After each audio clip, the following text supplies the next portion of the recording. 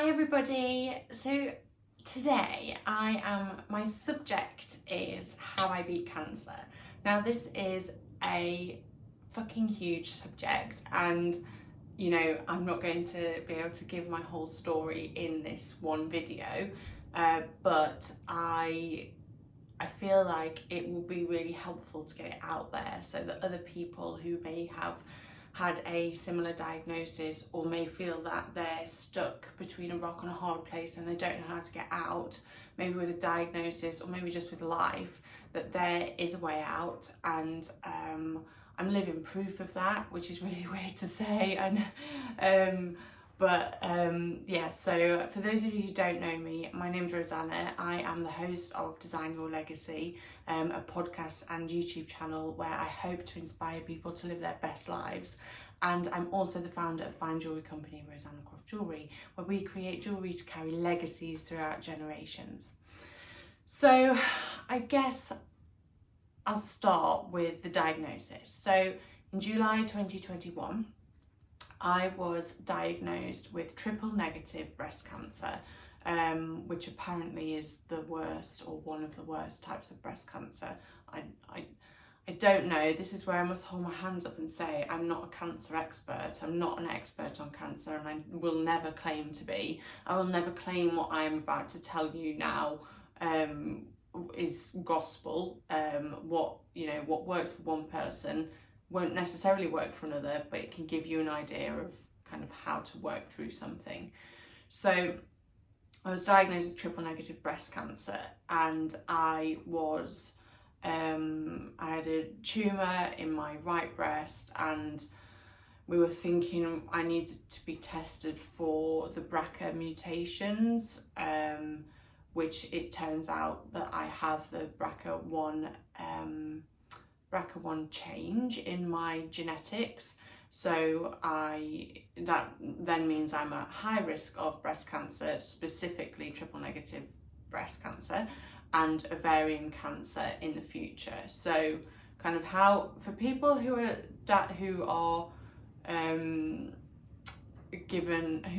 the BRCA1 mutation or BRCA2, I think as well. Again, I'm not an expert in genetics by any stretch of the imagination. This is just my understanding.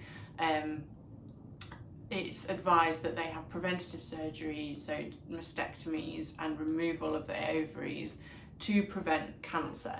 So I obviously already had the cancer, and somebody in my family had had breast cancer before, who had only just found out she had the BRCA mutation, so nobody else in the family had been tested at this point, and we're now all just going through it. So anyway, that's kind of a bit of a precise the point. So but knowing this genetic kind of outcome would help pave the way for the treatment plan that I was about to embark on. So it was looking like, well, I'm really fortunate that I got to freeze my eggs before I started chemotherapy. I will never be able to express how grateful I am for that opportunity, because I know so many people don't get that opportunity for many different reasons. So to help kind of protect, they shut your ovaries down when you have chemotherapy, which is why you get the opportunity to freeze your eggs. Anyway, so I was facing 5 months of chemotherapy, which was 2 months of the big one, a big dose of a really harsh chemical, and AC was the drug. I don't know the full name of it, and you'll find out soon why. So I had 4 weeks of 2 months of that, which was going to be bi-weekly. So every fortnight I was going to have a big dose of this chemical, and then after that I was going on to a weekly smaller dose of a different chemo. So it's so funny, before this I didn't even know that there were different types of chemo. I mean, I've been very fortunate that I've never really seen anybody in my family go through cancer or the treatment of cancer. So I'm kind of a bit ignorant to the whole thing, and which is why it was such a huge shock to me to find out that I had cancer. Anyway, so then 12 weeks of this weekly chemotherapy. So that's what it was looking like. And then at the end of that, surgery. So chemo was taking me up to Christmas. So I knew that by Christmas I'd be finished chemo.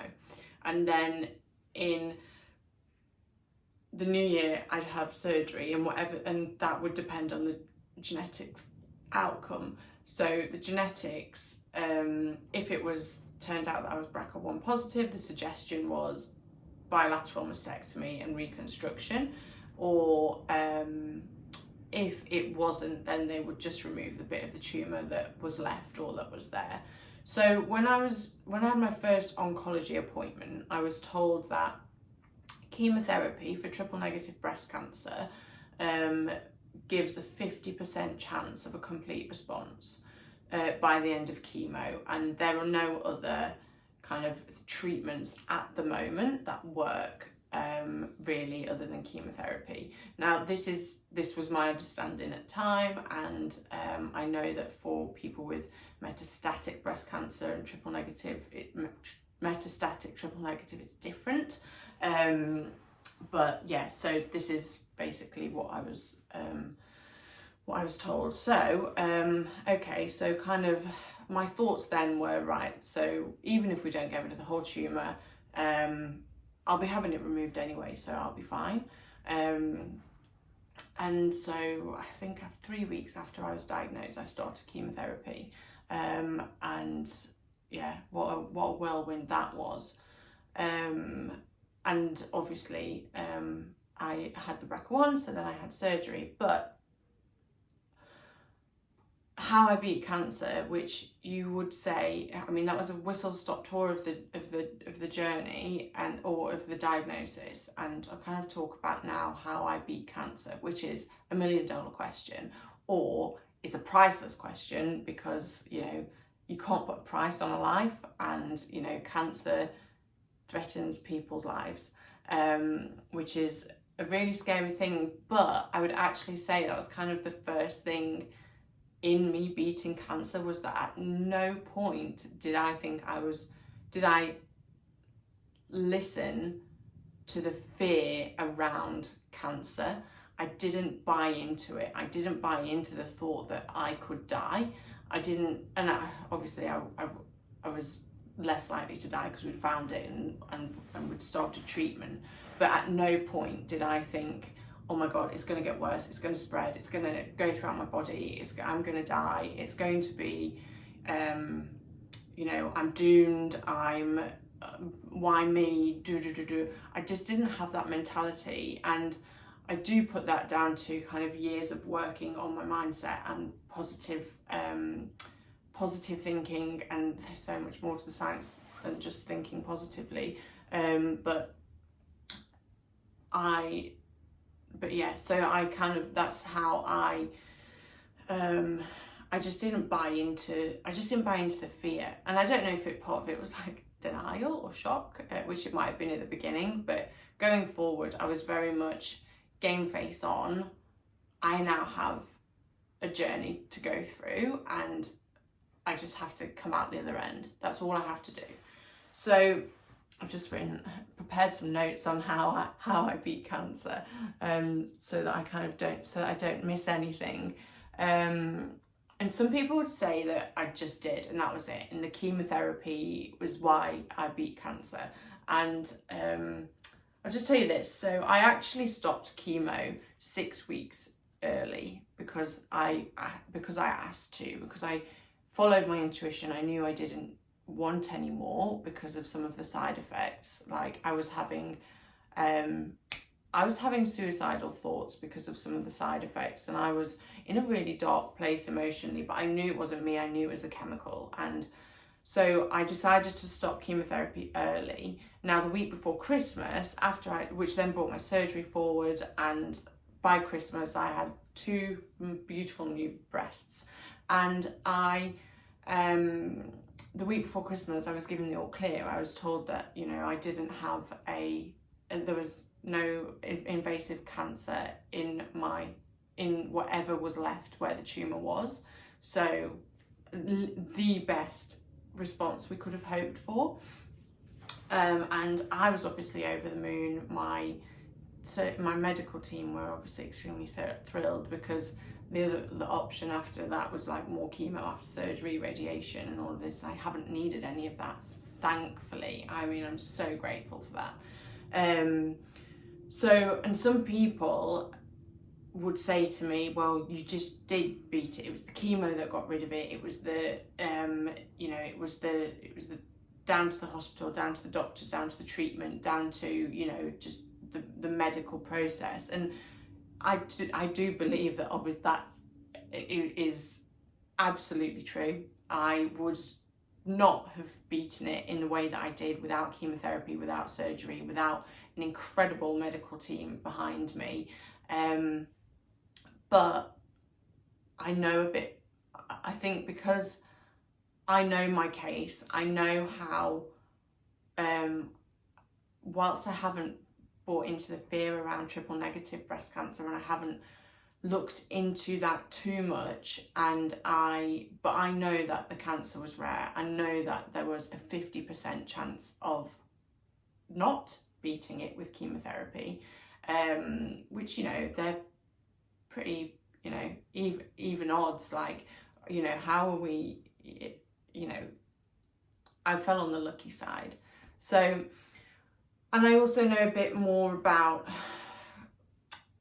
the science behind how the mind and the body are connected, and I'm very spiritual, and I believe that everything happens for a reason. So and everything happens for a reason. We're all on a path, and we all have kind of a part to play in life.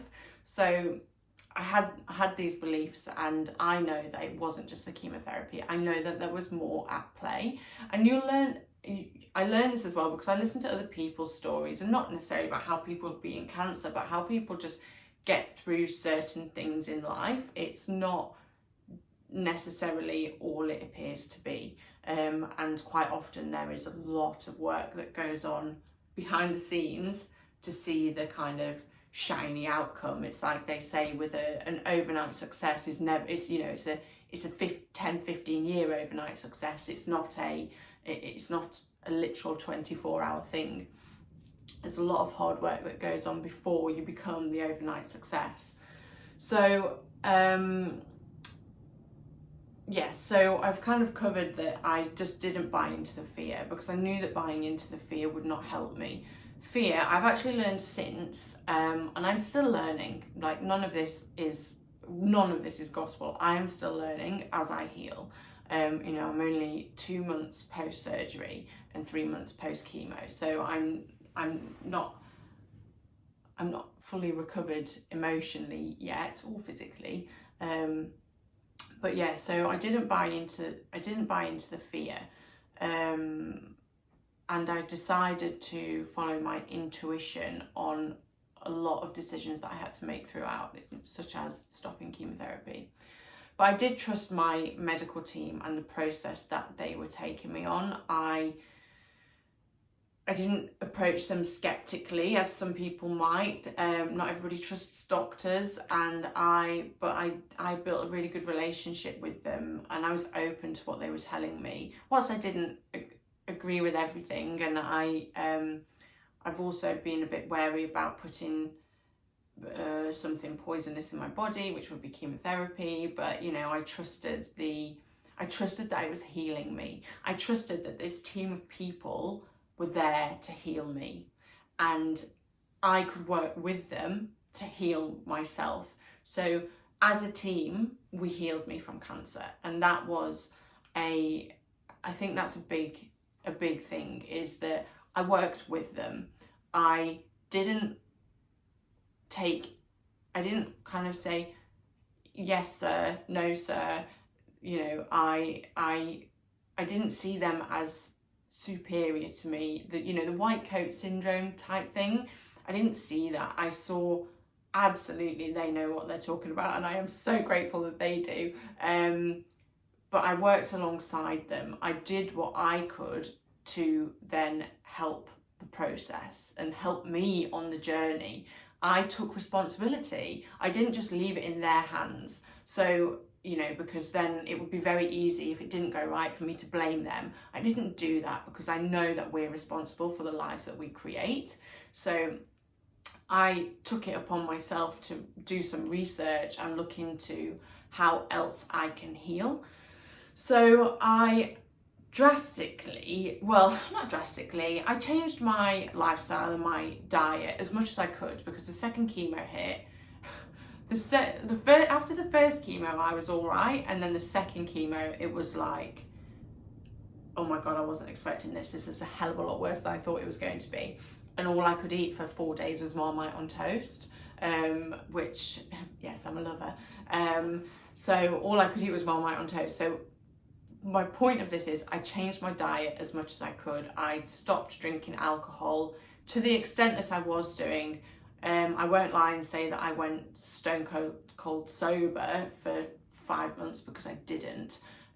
Alcohol for me has been a massive coping mechanism throughout my life. It's a pattern that if I'm stressed, I'll drink, or if I'm stressed, I'll like go for a really like long hard run or something. So I kind of have used it to cope with stress, whereas now I wanted to eliminate that from my life. If I was going to have a drink, I would want to have it as a celebration and when I'm happy, not when I need to escape from life.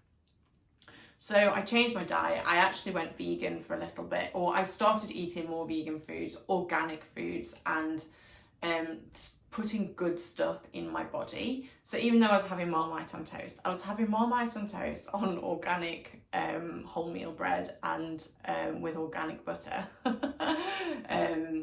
And I learned how to do this through other people I'd spoken to. I also started taking some supplements and like things like turmeric and ginger, and putting more herbs, whole herbs and spices into my food so that I could get the nutrients from them, because there's so much kind of research that explains the benefits of supplements and herbs. And I think with supplements, it's if you can't get it in your diet, then take the supplement. But I think also for somebody whose immune system is about to be drastically compromised, then, you know, let's help build that up in the best way we can. And I was taking high quality supplements as well, not I was making sure there weren't like added chemicals and stuff in. So, but I sought expert advice to do this. I didn't just do it off my own back. I did my research and I chose the things that I wanted and the things that didn't really work for me. And I was taking some CBD oil, but by the time chemo finished, I stopped that because I didn't. In fact, I stopped most of the supplements once I felt that my body was back to a strong point. But I really just started paying attention what was going into my body, because I knew that if I was going to fight it, my body needed to be in a strength that I never, my body just needed to be in the most pure, healthy state it possibly could be, which meant, you know, even if after chemo all I wanted was McDonald's, I wasn't going to have McDonald's. I'd settle for Marmite on toast and a cup of tea. But I didn't want to put unnecessary chemicals and stuff in my body when my body was already having to fight enough. But also whilst my cancer wasn't brought on by my diet or by what I was putting into my body, there is still benefit in me changing my diet to eat healthily, because like I say, it just puts your body in a better position to fight, or not to fight, a better position to heal. The more nutrients, the more wholesome food, the more I think as well, like with the mindset of eating high quality food, the mindset of that as well is a positive one, rather than I need to eat to hide all my negative emotions, which is, I'm not an expert. I know some experts on that. If you want some advice on diet and supplements, I know the experts I can put you in touch with, but I'm not going to give advice. This is just what worked for me. So I changed my diet and my lifestyle. I won't get into this today, but I cancer is generally brought on, or most diagnoses, most diseases are brought about by toxins and stress. So it's all scientifically backed up. And before I was diagnosed with cancer, I was actually diagnosed with chronic stress. And because I was living fast, I was trying to succeed. I just so desperately wanted to be someone, make something of myself, and just try. If I was going to do exercise, I wouldn't exercise for fun or for leisure. I would exercise to improve, to beat something, to beat a time. So if I'm running, I'm not just running, I'm training for something. This is not a bad thing for everybody. For me, it was, because I was never giving myself a break. I never cut myself any slack. I just had to go, be perfect all the time.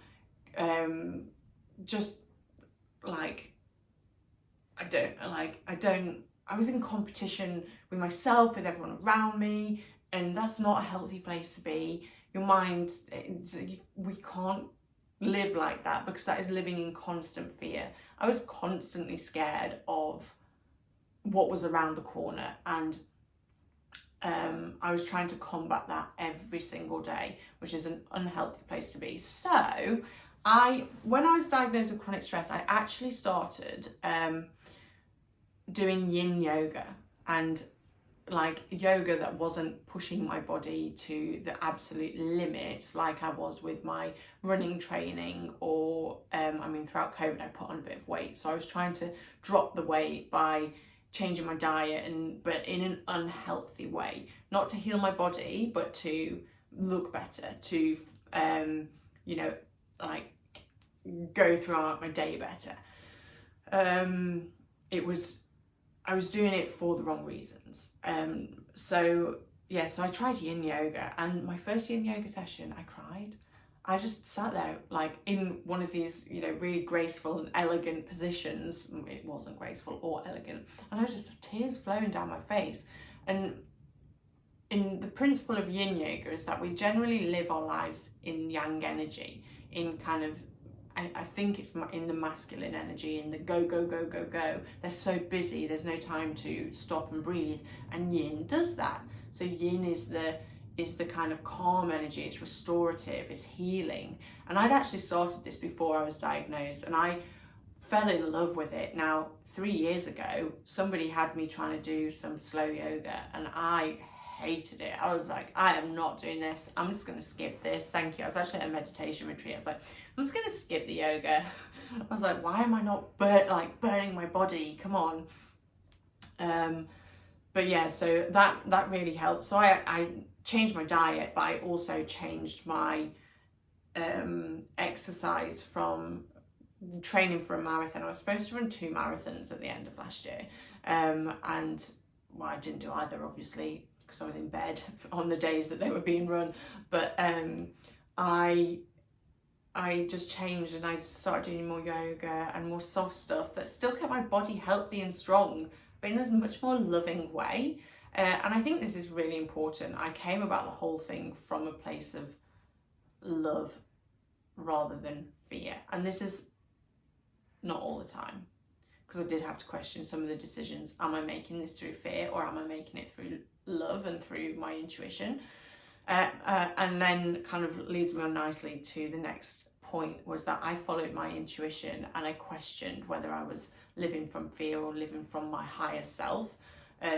What the biggest part for me in this was the chemotherapy. So I had endless conversations with my nurse about wanting to stop chemo, and she explained to me that if I did stop, and this scared me, if I did stop and we didn't get in the cancer spread, then it's actually incurable. Now, I had no idea about that. Again, I'm not a cancer expert. I've never really experienced cancer before, not on like a personal level. So I followed my intuition, and I was ready to stop at the end of the 4 big ones. I was like, I'm done. This is horrible. My hair was falling out. I was grieving. I was in pain. I was spending 6 days in bed. after each chemo session. I'm not used to that. I'm used to like being and doing and going and living, and all of a sudden I'm confined to my bed, and that is so, at the time that was really hard. Right now I have so much compassion for the girl who spent the time in bed cuddling her cat, watching videos on YouTube on kind of all this epigenetic stuff I'm about to tell you about. You know, I have so much compassion for that girl who had to spend all that time in bed, who wasn't used to that, and who was poorly and who couldn't eat and who just wanted to sleep all the time. And I never thought that would be me. And anyway, so I was done at the end of those 4 rounds of the hard chemo, and I rang my nurse. I said, look, I'm done. I want to stop chemo. Can we talk about my options? Anyway, she managed to kind of talk me round and explain that actually, can we just please keep going for a little bit, because with the research, this is what it's shown is best to work. So I was like, right, I'll give it 2 more weeks, and then I'm seeing my oncologist, and I'll have another conversation with her. Again, this is why it's so great that I have so much respect and trust for my medical team. So I went to see my oncologist, and did I agree to 4 weeks? I think I agreed to 4 weeks, and then see my oncologist, and then I went to see her, and she wasn't there, and I was seeing one of her team, and I'd had a really, really hard time on the new chemo because I was having these dark thoughts, really deep, like scary stuff, and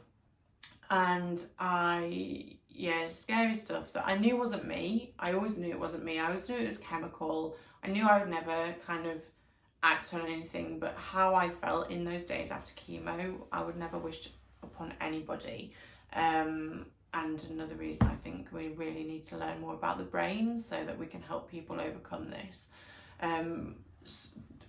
So my oncologist wasn't there, and I saw one of her lovely members of the team, and the poor guy, I said, oh, is my doctor not here? And he said, she is allowed a holiday, you know. I was like, oh, you poor thing, you've got no idea what I'm about to blurt out to you. Anyway, so I told him, I said, I'm done. This is what my mind is doing. I cannot do any more chemo. Blah, blah, blah, blah, blah, blah. And throughout this whole thing, I've been questioning, do I want to stop chemo because I am not enjoying it? Is it because I don't like it? I don't like the fact that my hair now won't even fit into a hair bubble. Do I not like that I feel crap? Do I not like this? Is that why I don't want to do it? And so that was always, I don't want to make the decision to stop chemo from a place of fear, when I thought it was my higher self saying, no, stop, you don't need chemo. When actually, I think at that point, it was because I was scared of what I was going through. And I was in a lot of pain, emotionally, physically, mentally, spiritually. I was in a lot of pain. And anyway, I spoke to him. We came to an agreement that I would do 2 more weeks. And I but we lowered the dose and all of this. So I did 2 more weeks, and then I said, no, that's it. I'm done. Thank you very much for the chemo. I sign out of this. Actually, I won't talk about that here, but I also, just before that, I was trying to save my hair, and I was doing the cold cap every week, and it was just causing me more stress to have to do the cold cap. So eventually I said, no more cold cap, and I cut all my hair off, and it was amazing. I didn't shave it, I cut it up on hairdresser's advice, top tip, don't shave ingrown hairs. So I followed my intuition throughout the whole thing, and my intuition, which led me to stop chemo at the 6 weeks, when I said, no, I know now is the right time. It's the right time in me. It's the right time. It's just right. I knew it. And I was and because I knew it and I was confident, nobody resisted. Nobody said, no, please do more, please do more. My oncologist actually said, I think we've probably, because we'd had a scan a few weeks before, my tumour had shrunk, like to barely anything. So she said, actually, I don't see the benefit in putting too much more chemo into you. You're going to have surgery anyway.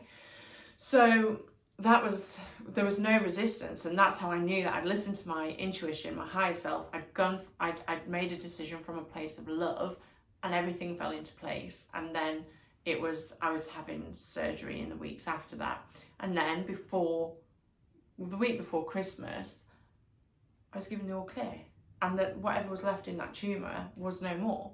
So yeah, just really fascinating how that worked. And I do believe that we actually, if we could all connect to our intuition more, all connect our body and our mind and our brain and kind of all work together, our lives would be so much easier. But this is something I'm learning about now, not, it's, I'm not an expert.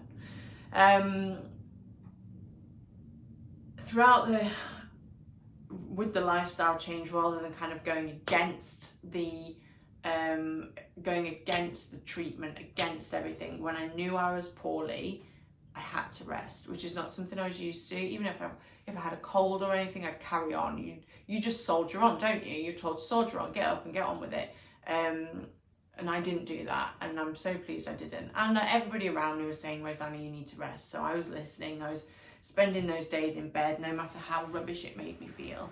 And I was listening to my body. I was asking what help, what I needed, and I was giving it to myself. If I needed Marmite on toast, I was going to eat Marmite on toast. I remember one day I actually went on a mission, and I will never, ever, ever judge anybody I see outside in the world again, because there was one day I went to the supermarket because I wanted sushi.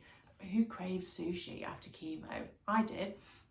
I needed sushi, but I was a zombie. I couldn't walk. I don't know how I got to the supermarket. I don't know. It's like, imagine the worst hangover you've ever had and multiply it by 10. I couldn't function, I couldn't think, I just got the sushi, I shuffled, couldn't even walk. I was shuffling and walking and made to the counter, and I was bumping into people, and I was out of it, and it was absolutely awful. But I got my sushi because that's what my body wanted. And then I went and I rested, and I probably slept. But I think it was important for me to learn how to listen to my body, which is something I've never ever done before. And so there are a couple more things so one is I had such a purpose to get through it. I had such a desire to live, because this is what I've always had. I've got a deep desire to live the best life that I possibly can, and I've had this probably since I was in my early 20s, late teens, early 20s. I want to live an incredible life. I want to experience, and I've always had a desire to help people. And this desire, especially now, is becoming more clear and more clear, hence this video and podcast. It's just becoming more evident to me that I want to teach people how they can live their best lives too, because it is not something we're taught in school. We're not taught how to go out and have an incredible life. We're taught how to survive, and I don't think we should live through survival. So I was so connected to this purpose of what I wanted, and I knew I had to get through the journey. I knew that I had to face the shit. I knew that I had to feel the bad days, feel the good days, feel the love from my family, feel the grief that I was feeling at the loss of the old person. I knew that I had to do all of that to get through the other side, and to get through and live my purpose at the other end of it. And I also, I have my business to thank greatly for this. I didn't stop working. I drastically reduced my hours. I probably worked 4 or 5 hours a week, and managed to keep the business running and keep creating wonderful pieces of beautiful jewellery for clients. And I'm so grateful for every single one of them. They will never know how much that meant to me at the time and now. So I had a purpose to live for. I had something to live for, and I think that I'm going to read when I decided to stop chemo, a video came across my path, and it was a review of a book written by a lady about spontaneous remissions. We don't really use the word remission in the UK, especially my hospital certainly don't. But I'll read through that at the end, which is probably a more succinct way of saying I did all of that, but unconsciously, without knowing what I was doing, really. But one thing that I've always done, not always done, for the last few years, I've been big on personal development, but also meditation and learning more about meditation, learning more about connecting my mind to my body. And I was doing that every single day. I came across a neuroscientist called Dr. Joe Dispenza, and I immersed myself in his work. I was learning about the mind and body connection. I was learning about bridging the gap between science and spirituality. So I've always been quite spiritual. I've learned about the law of attraction and manifestation, and I have been practicing a positive mental attitude every day for years, as best as I can. I'm not perfect, nobody's perfect, but I was learning more about this, and I was immersing it into my life, and I was doing that through meditation. So my meditations changed slightly throughout this so that I could change my state of body, change my brain waves, change my energy. Humans, we're energy, we are energetic beings, we have an electromagnetic field. Anybody who's interested, I'll point you in the direction of some incredible videos to watch about this.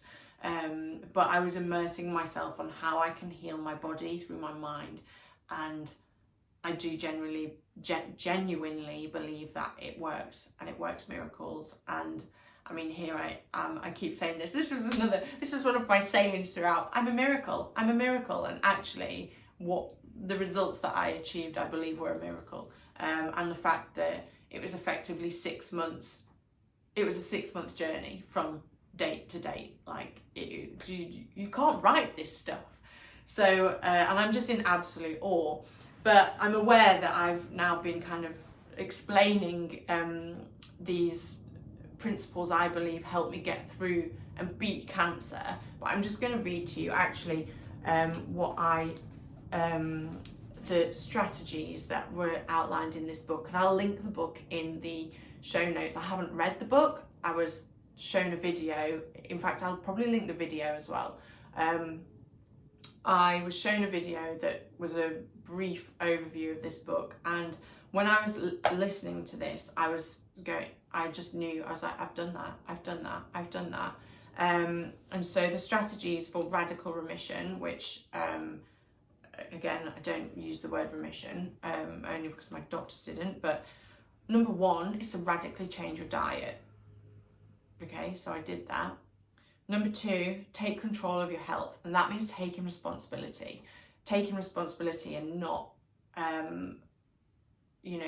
it's not the doctors that are going to heal you. They're going to help you. They're going to help you to heal. You have to take responsibility for your healing.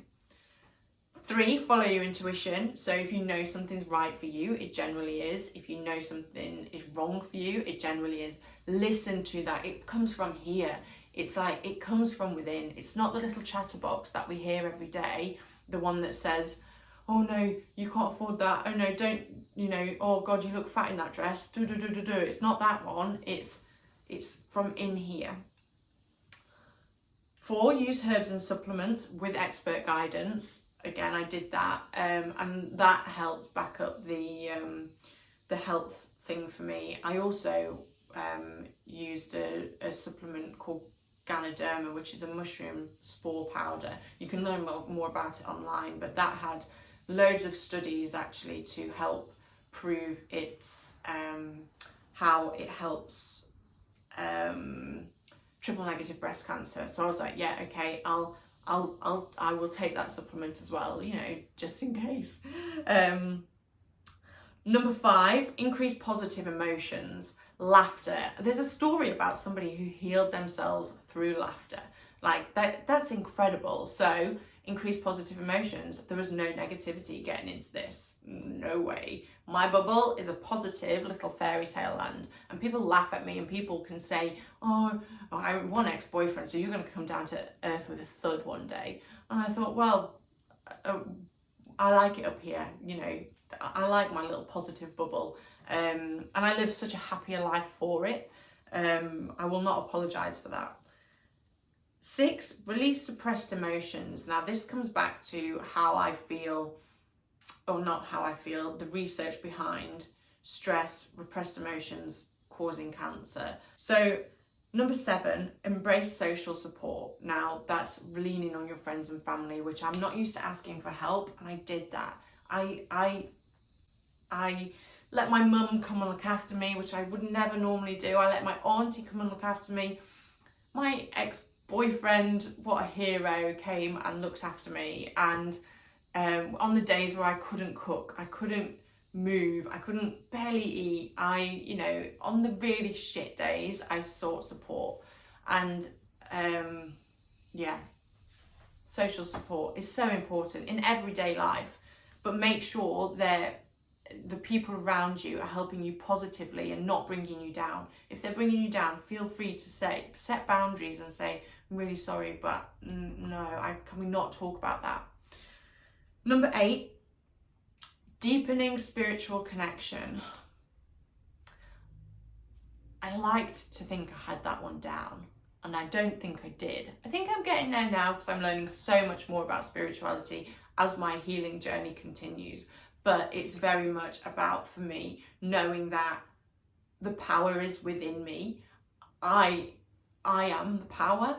I am love. I am God. I am the universe. You know, the universe is here to support me. Everything happens for me. And I'm truly believing that there is a higher something out there. Now, it's not all about,